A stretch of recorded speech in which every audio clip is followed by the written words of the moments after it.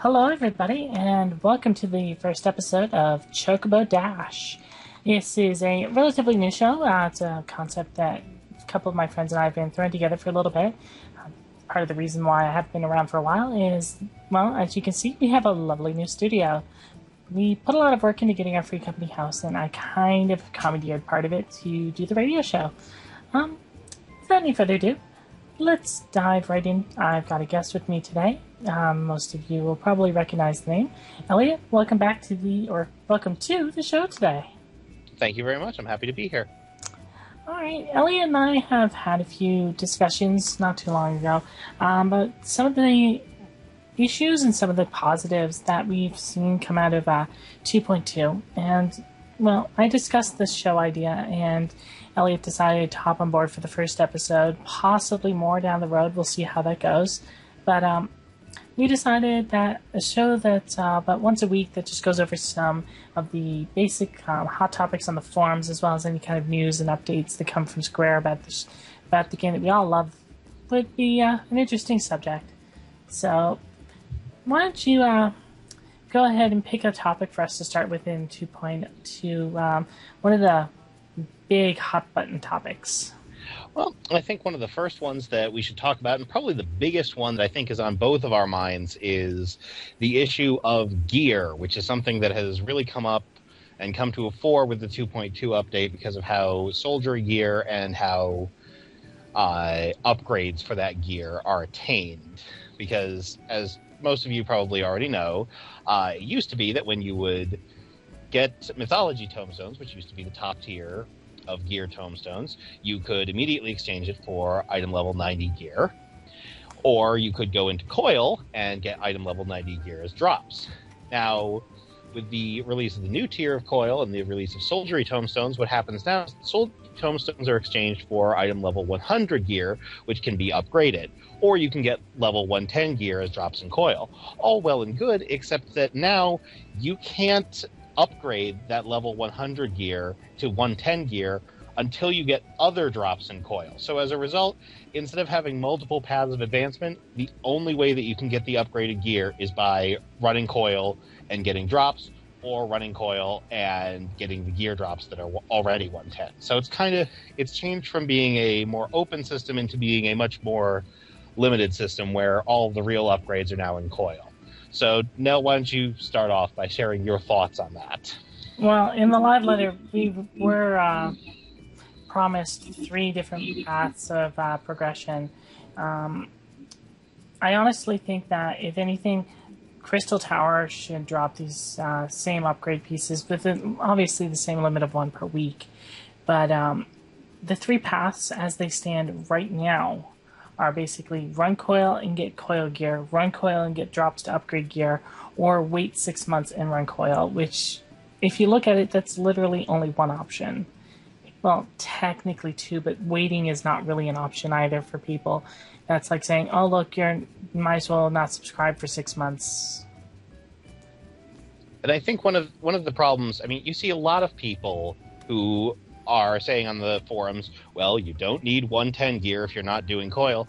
The problem with that idea is that you don't need the 110 gear no matter what you're doing. Really, if you're able to clear coil enough to get the 110 gear, you don't need the 110 gear by definition, because you can't get it unless you clear that. So obviously you don't need it. The point is that one of the things that this game has offered since launch is it's said, okay, do you like running coil? Here's coil. Do you like that sense of, raiding, bat your head against content and fight the bosses, practice, eventually get it down, get your weekly drop? Or is that not your thing? Okay, that's fine. You can save up tomestones and you can get equivalent gear. Maybe the stats for it aren't quite as good as what you would be getting if you got into coil. Maybe the distribution was a little off. But the point is that you can advance no matter what you enjoy doing in the game, no matter what content engages you the most.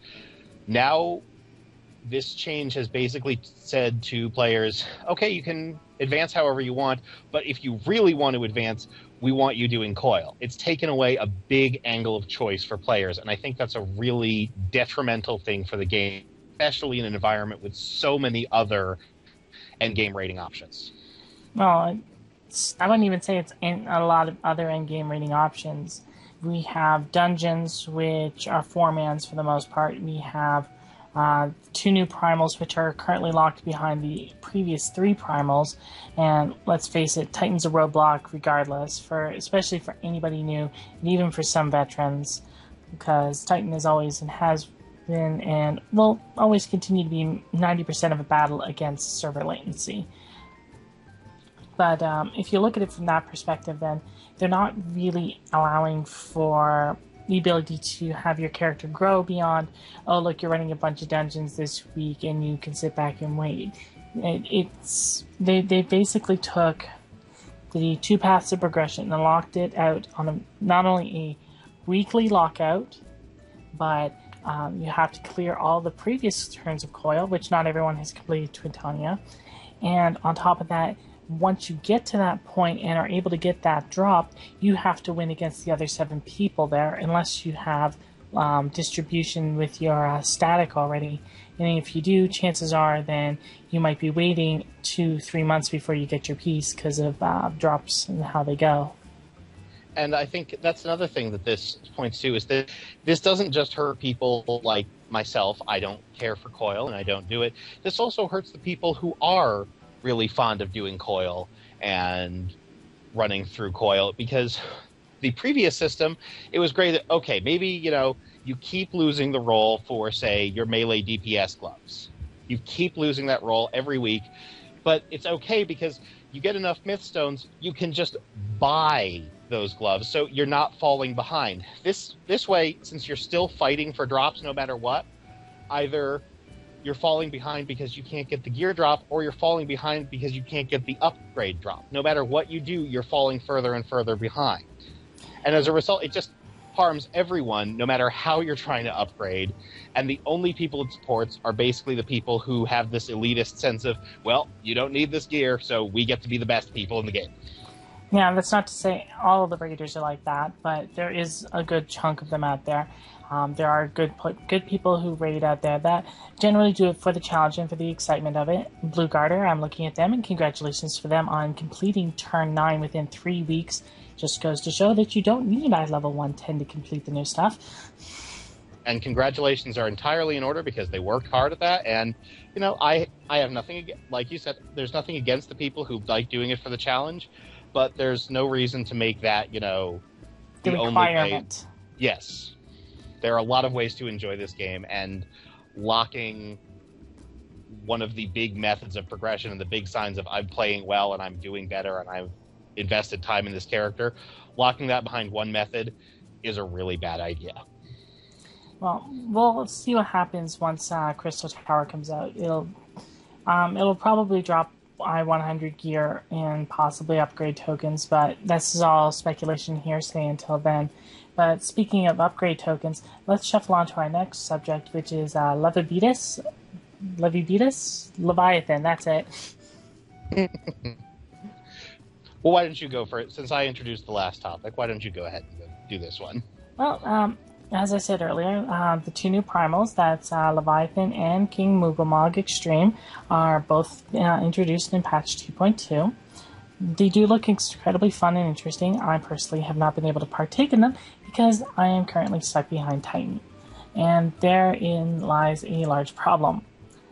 A lot of this new stuff is locked behind older content, and a lot of people that have already cleared the older content, they don't want to go back. They don't want to do that because, let's face it, why would you run Garuda, Titan, and Ifrit for an I-90 weapon once a week when you could grind Leviathan Extreme for a chance at a drop every time? That's I-95. And I think this also speaks to part of, I think, the problematic implementation that they used for Leviathan hard mode. Leviathan hard mode doesn't drop anything except occasionally dropping Leviathan's bar. At the goal, I think, from what they've stated in live letters, was that they felt that King Mogomog was too difficult as a story fight. I don't agree with that, but I can understand them saying, if this is a story fight, we want you to be able to complete it. But by making Leviathan hard mode basically just a gimme, As a result, they've locked everything behind Leviathan Extreme, and that means that you have to have already been able to clear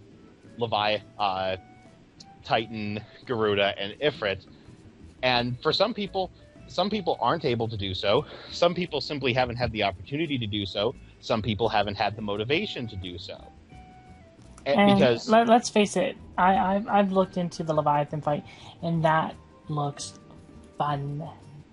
That looks really fun. The Leviathan hard mode fight is fun, and the King Moggle fight is fun. I mean, this is actually a much easier issue to solve because there's no reason to gate this content behind those original Extreme Primals anymore.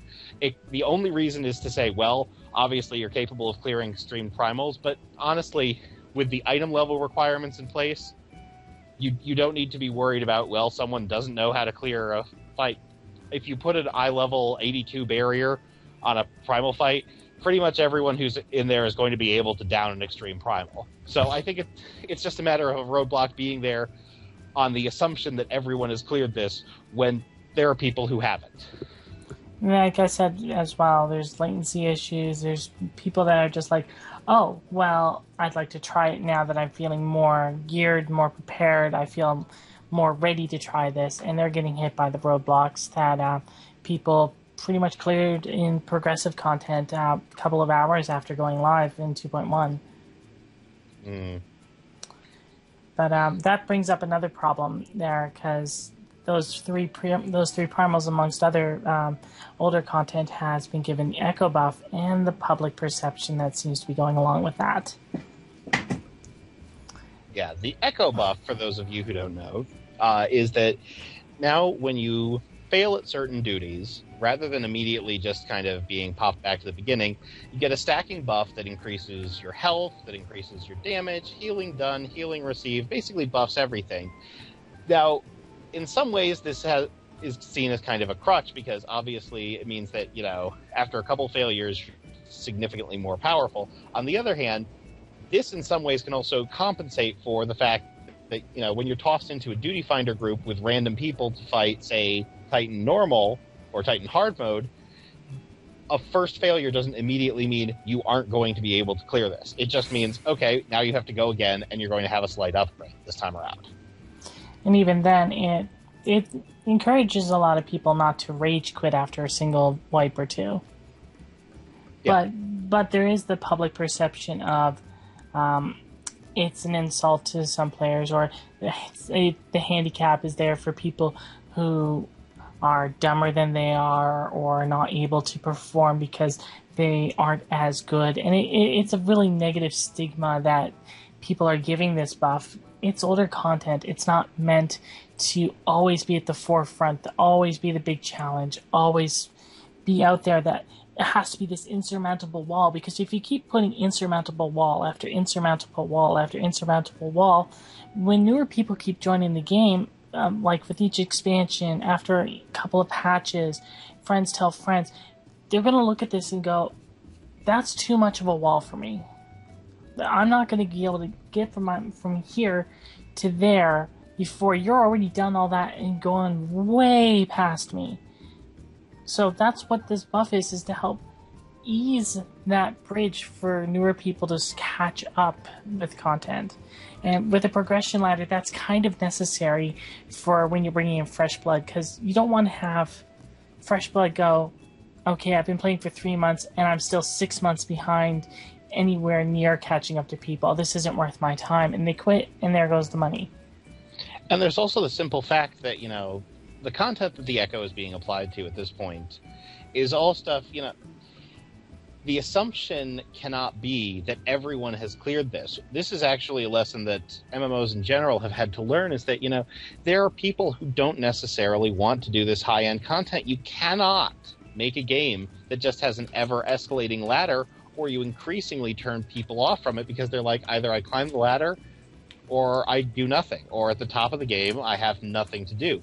14 obviously is very good about providing you if you don't like climbing the ladder, you can do crafts, you can gather, there are beast tribe quests, there's a lot of things to do that don't involve climbing the gear ladder, but at the same time you need to provide something so that people who do want to but haven't been able to for whatever reason have an in. And for that matter, it's also a case where, just to use Titan Hard as an obvious example of something that served as a roadblock for a lot of people on their way to their relic weapons, at this point, yes, a lot of people have beaten Titan Hard. But, there's no shame in the idea of, okay, because of my network latency or because I'm just not as good at dodging, this has just been a stumbling block for me. There's no harm in saying, okay, let's make it a little easier, because now we're kind of assuming beating this is the baseline, so you can do it after a couple tries. And even then, Titan Hard mode is a little bit of an issue there. Titan Hard and Titan Extreme have pretty much insta kills, where it's if you get hit by like 2 to 3 plumes, or in extreme mode you get hit by like 3 to 4, getting hit by landslides, not getting broken out of jails quick enough.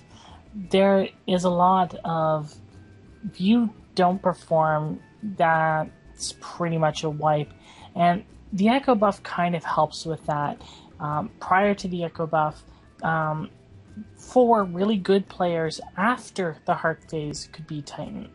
No problem. After the heart phase. Now, 4 really good players can beat Titan probably from second phase on. Hard mode, obviously, not extreme. Yeah. Extreme is still like very, very difficult as well. Whereas it used to be if a single party member wiped, you would have a very difficult to no chance to win. Now you can have one party member wipe and still have a chance of winning. It is still a very unforgiving fight, but it does make other fights like Garuda and Lol Ifrit a lot easier. I haven't done a Ifrit Extreme yet, as I've mentioned before. I'm still stuck on Titan, but content like that, content that's older, the older it gets, the less likely people are going to do it, and the faster that people are going to be like, okay, well, I just want to get this, and this done so I can move on and play with the rest of my friends, or so I can move on and catch up and get to the end game shells that I want to play in. If the roadblocks are there perpetually, then people would get frustrated, people would get disappointed, and people would just look at it like as a barrier that is never going to go away, and they're never going to pass it, and so they don't want to and don't try, and then eventually they leave from frustration. And there's also the fact that, you don't just get the Echo buff for dying. It's not a reward for dying. It's, you have to, I think it's 3 minutes. 3 minutes that you have to have engaged beforehand, which means that, for instance, on some of the harder fights like Titan Hard or Titan Extreme, you need to have been able to get to a decent point in the fight before you start dropping. Which means that it's less of a, right away, okay, we'll ease you into this. It's more of a, okay, you've tried this, you did pretty well, let's make sure your next attempt is a little bit easier so you can get even further.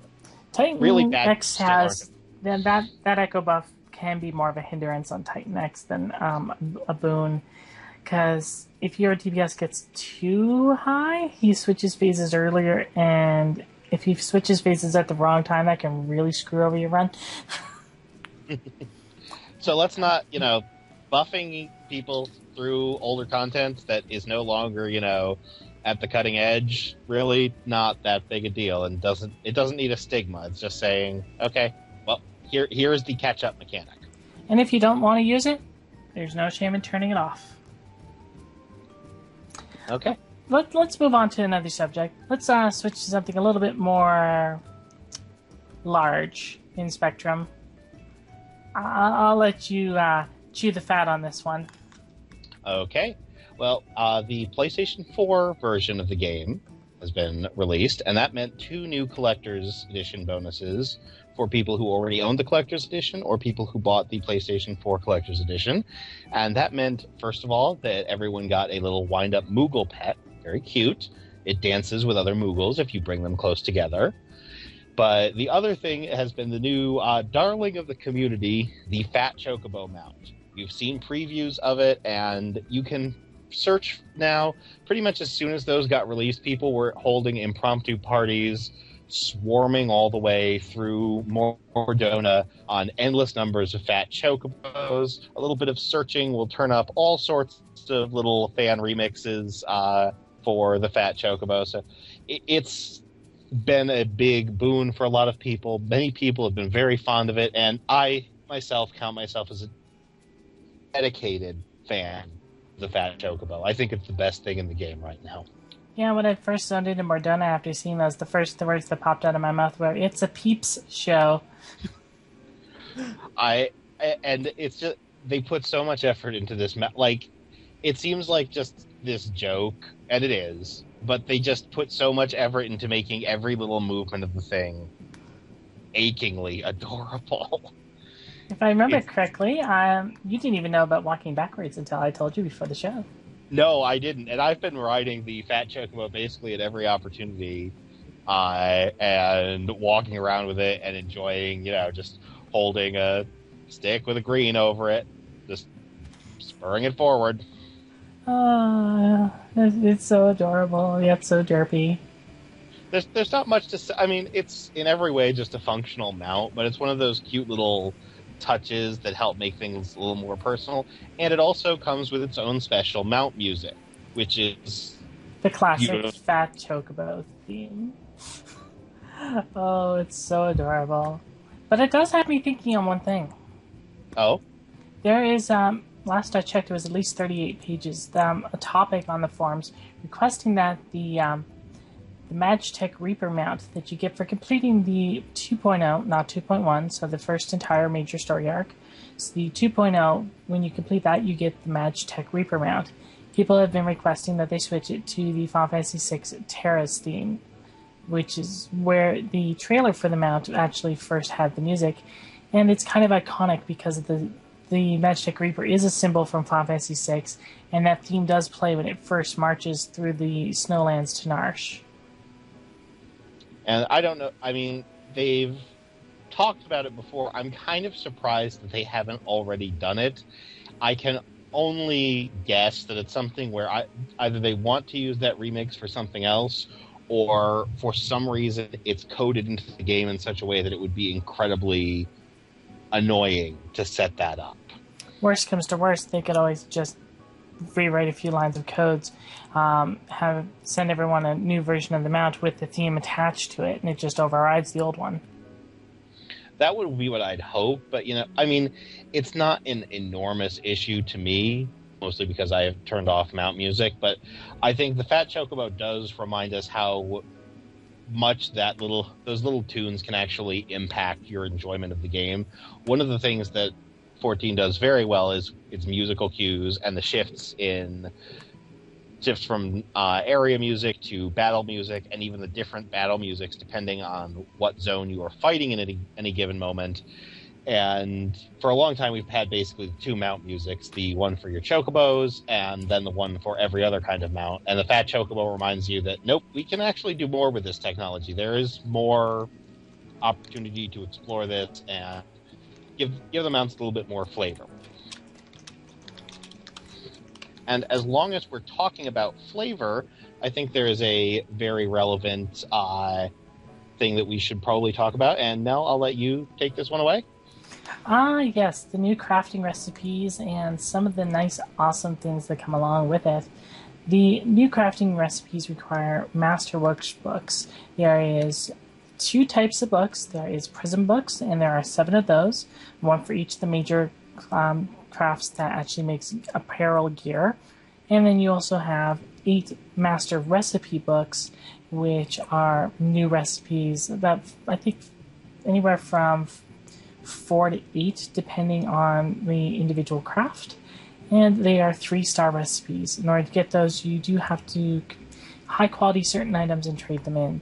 But the one that we're going to discuss right now is the one that seems to be rather popular with everybody right now, and that would be the wonderful addition of glamour prisms.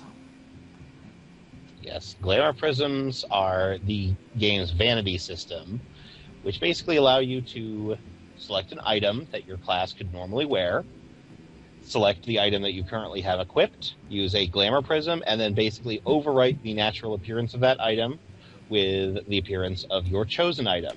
Now, it is a little limited because it does require you to be able to wear both the current item and the overwritten item on a given class. So, for instance, you can't make your Weaver chest piece look like it's a piece of monk armor, But there's still a lot of stuff that you can do with that.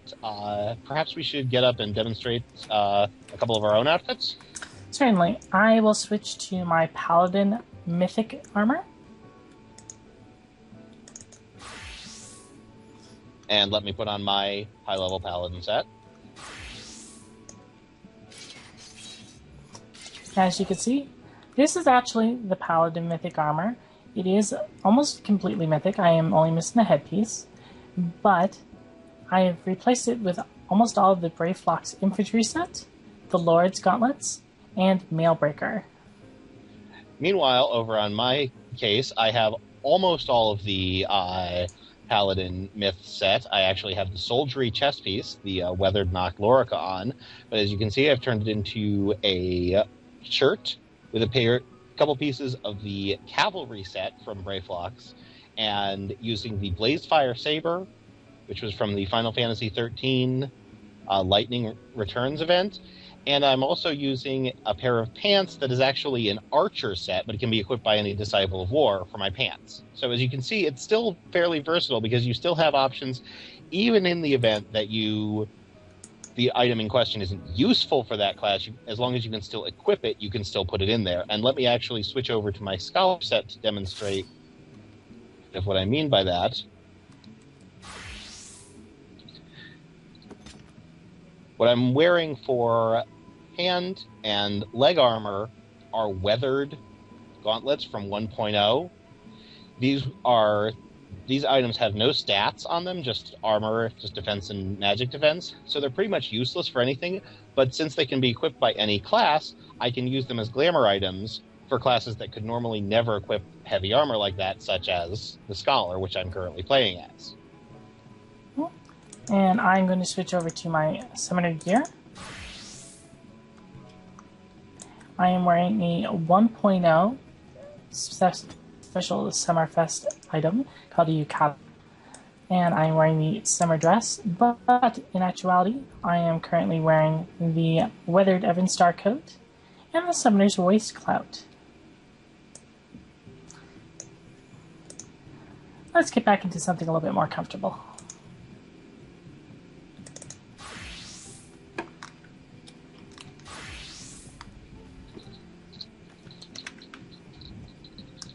So, the glamour spheres actually work rather well.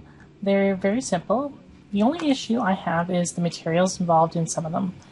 Now, what it is you get a glamour sphere that's blank from certain NPCs. There's pretty much one in every major town, and you can buy blank 1, 2, 3, 4, or 5. And the grade on there will tell you what level of item you'll be able to basically glamour.